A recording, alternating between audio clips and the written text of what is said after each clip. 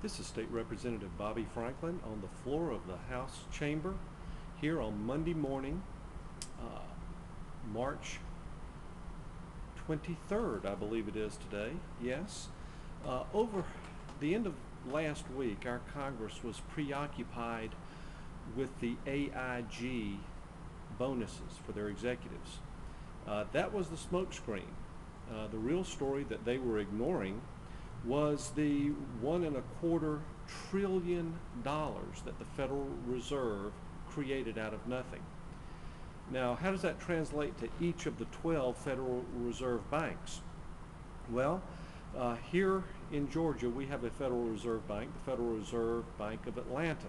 So if you take that $1.25 trillion and divide that by the 12 Federal Reserve branch banks, our Federal Reserve Bank here in Atlanta, which is privately owned, by the way, would be over $104 billion that they would have created out of nothing, which of course, if you create something out of nothing, that would be income.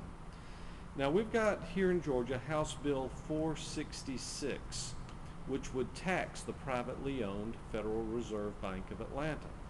Our corporate tax rate for privately owned for-profit entities is 6%.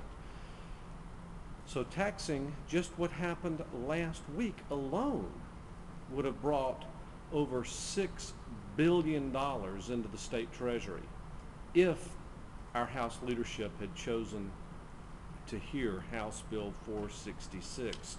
Now, what the Republican-controlled House Ways and Means Committee did see fit to take time to actually pass out of that Republican committee was House Bill 67, which would tax your average Georgian 4% sales tax on all food and beverages, bringing back the sales tax on groceries. They found time to pass out a 4% sales tax on groceries, but this taxing of the privately owned Federal Reserve Bank, they just don't seem to want to do, which raises questions. Who are they protecting? Now, while they did not have time to pass out House Bill 466 out of committee, on the House floor last week we did pass Senate Resolution 333 designating a memorial barn. Isn't that special? Also, what we seem to be spending a lot of time doing is our usual cult of the athlete, where we will take time with one sports championship team after another coming onto the House floor to be congratulated, along with the agricultural commodity queen of the day. One of those seems to always be here, whether it be the watermelon queen, the peanut queen, junior peach queen, etc., etc. Excuse me if I gag.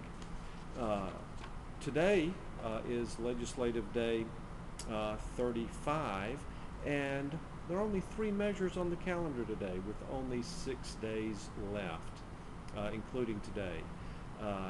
It's nice to know that the people's business is being taken care of in Georgia. Reporting from the Georgia House, this is State Representative Bobby Franklin.